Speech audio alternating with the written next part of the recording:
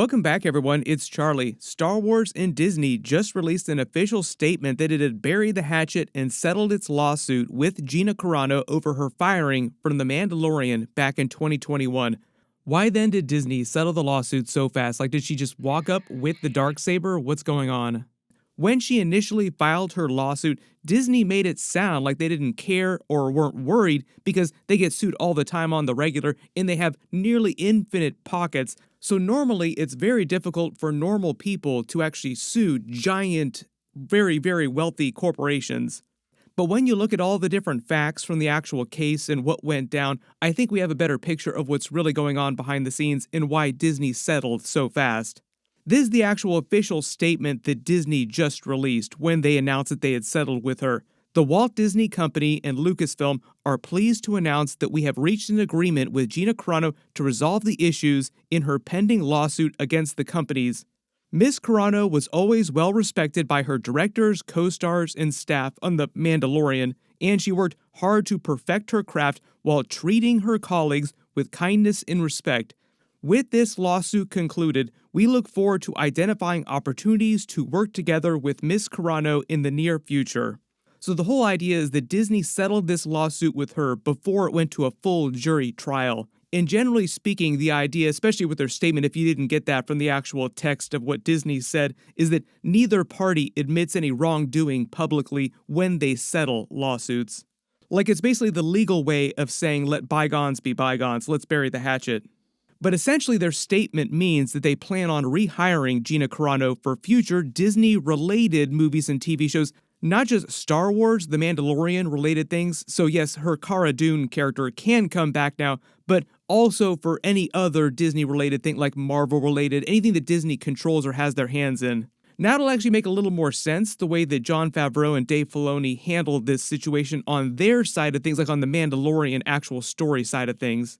When Disney fired her, Jon Favreau and Dave Filoni just wrote her character off working on other missions in a vague way. They did not kill her off on purpose, probably because they knew at some point behind the scenes there was a chance that she could always come back. What about Marshal Dune? After she brought in Moff Gideon, she was recruited by Special Forces.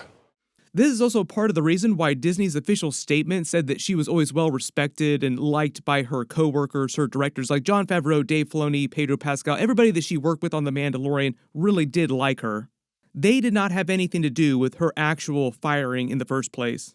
So if it wasn't clear though, Jon Favreau, Dave Filoni, or even Kathleen Kennedy, who's the boss of Star Wars technically, did not fire Gina Carano in the first place. It was actually Kathleen Kennedy's bosses at the larger Disney corporation. So even though she is in charge of all things Star Wars technically, her Disney overlords write all the checks and can pull rank in situations like this when it comes time to firing different people. The same exact thing happened to James Gunn when he got fired by Disney and Marvel. It wasn't Kevin Feige that fired James Gunn or made that choice. It was actually Kevin Feige's boss that told Kevin Feige, we are firing James Gunn. You need to tell him that he's fired now. So if you really want to blame somebody for this whole mess, especially with Gina Carano, really it's Disney to blame, not so much the Star Wars people. But they're basically saying that both Cara Dune can come back for the Mandalorian movies, shows, spin-offs during that part of the timeline, any Star Wars-related thing as her character, and also any other Disney-related thing like Marvel or anything else that Disney controls.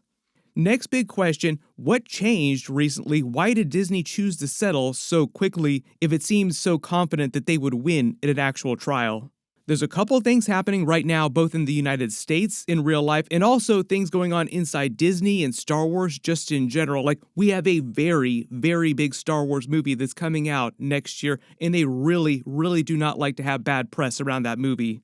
But as we've seen the past couple of years, Disney does have a long history of firing actors in high-profile kind of ways, then rehiring them. So a lot of people now are like, wait a minute, does this mean that Jonathan Majors is also going to get rehired by Disney in a couple more years? How long does it take for Disney to rehire people after it fires them? Generally, Disney as a corporation has shown itself to be incredibly reactionary, trigger-happy, very paranoid when it comes to firing people for any reason. Social media posts, canceling people, really anything. Breathing on Disney the wrong way will get you fired by them. Mostly because, as a corporation, Disney, like we're talking about the larger Disney corporation, not sub-brands, is paranoid about protecting their profits. That is all corporations care about. Like, if there's any question about this, corporations only care about making money. Disney views themselves as a very, very family-oriented company. They often get made fun of for this. Like, Disney is a verb, but also a corporation at the same time. So as they get clowned on all the time, Disney just absolutely paranoid that they'll get in trouble with parents and it will hurt their bottom line. I'm in. This would actually happen when they fired Gina Carano in the first place. So early in February 2021, she shared the social media post in question that caused all the trouble. She since deleted the post, like pretty quickly after she made the post, and Disney and Lucasfilm released this official statement saying Gina Carano is not currently employed by Lucasfilm and there are no plans for her to be in the future. Nevertheless, her social media posts denigrating people based on their cultural and religious identities are abhorrent and unacceptable. But the whole idea is that her Cara Dune character would have returned for The Mandalorian Season 3 and possibly starred in one of the spin-offs they were developing, like Rangers of the New Republic. They're the organization that Captain Carson Teva works for at a Delphi base. We saw that during Mandalorian Season 3. They'll also show up during the Mandalorian Grogu movie. Sigourney Weaver's character is a general that runs that base. Just a little while after that, still in 2021, Gina Carano files a wrongful termination lawsuit against the Disney Corporation. Then about 4.5 years go by before they've announced they've settled the lawsuit with her and are ready to rehire her for any type of movie or TV show, just in general. Now compare this to the James Gunn cycle of firing and rehiring. So his started in July 2018 when he got into a feud with right-wing social media people who dug up his old and very, very bad, very controversial social media posts. But within a few days of that, still in July 2018, Disney announces they have fired him. There was no lawsuit in that case. James Gunn didn't try to sue Disney, but he did go off and direct the Suicide Squad movie at DC. He actually did say that at this time, Warner Brothers tried to get him to do the Superman movie, but he didn't have a good enough idea for that at the time in 2018. What the hey, dude? I thought you destroyed the whole... Then by March 2019, just about 7.5 months later, Disney announces they've rehired James Gunn and he continues working on Guardians of the Galaxy 3 after he's done releasing the Suicide Squad movie. So it really only took several months for them to fire and rehire James Gunn, way, way faster than what happened with Gina Carano.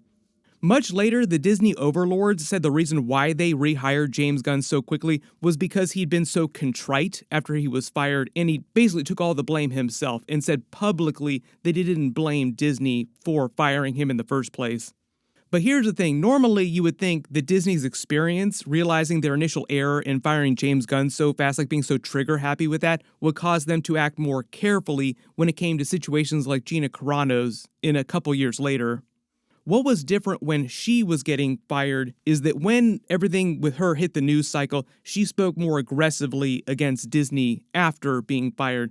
At the time, she said that she refused to apologize on the grounds of free speech, and things then escalated to the point of her filing a wrongful termination lawsuit against Disney. Disney has nearly infinite money, so they don't care about being sued. They can throw lawyers at problems all day, every day, and they do.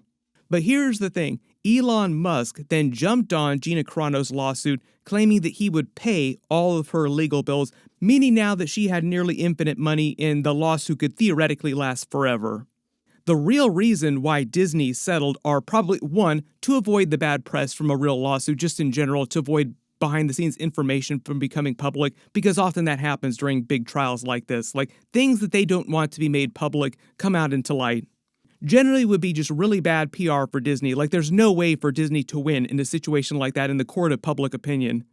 Making things way, way worse for Disney is that Star Wars is in the middle of trying to get people interested in the brand again and go back to theaters with the Mandalorian Grogu movie next year. So Disney also probably didn't want all this bad press from the lawsuit happening around the same time the Mandalorian Grogu movie was going to be coming out. Like, just generally very, very bad for Disney.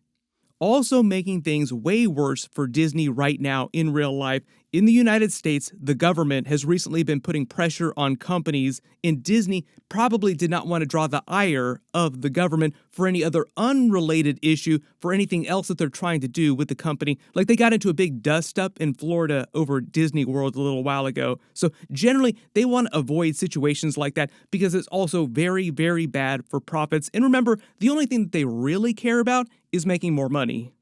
So generally, it was just in Disney's best interest to make this lawsuit with Gina Carano go away as fast as possible, which is probably why they settled so quickly. If they thought they could win and it wouldn't hurt their profits, they probably would have gone straight to trial. Generally just seems like there was no way that Disney could come out of this actually in a better position than before. Like there are just too many things that were going wrong for them, and they just wanted to make it go away as fast as possible. So I guess we have some issues, huh? Here's the thing when it actually comes to Gina Carano and Cara Dune coming back to Star Wars. She was not written into the Mandalorian and Grogu movie initially because that all went down while she was in the middle of being fired and having the lawsuit with Disney. So she's not going to suddenly appear in that movie next year. They're currently in the middle of filming Ahsoka Season 2. They're almost done. I don't expect her to show up during that either, this late in the game, but it is possible for her Cara Dune to appear in future Mandoverse movies like Mandalorian and Grogu sequels, if they do wind up doing those, if things go well with the first movie, the Thrawn crossover movie they're still planning on doing. You pretty much get the idea, but everybody just post your reactions in the comments below. I'm sure a lot of you, like when she initially got fired, probably expected the outcome to wind up being something like this. It was more of a question of when it would all quiet down, not if it would quiet down. There's still a lot to unpack from all this, but let me know in the comments where you actually want to see her come back, or if you want to see her come back in some future Star Wars production. We will actually see what winds up ultimately happening with Jonathan Majors and Kang and whether or not he ever, at any point, comes back to Marvel in future years. We will see. It's much more recent with his case, so it's a little too soon to tell on that. But because there's so much stuff happening right now, I'll try to do videos for everything as soon as possible. I've already done a larger trailer video for the Mandalorian and Grogu footage and the Ahsoka Season 2 trailer that they had at Celebration. Click here for both of those videos. Thank you so much for watching, and I'll see you guys in the next video.